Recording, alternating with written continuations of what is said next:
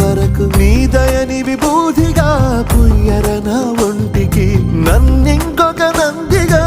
ఊడేయి నీ ఘాటికి ఏ జనుమ పుణ్యమో నిన్ను చేరుకుంటిరా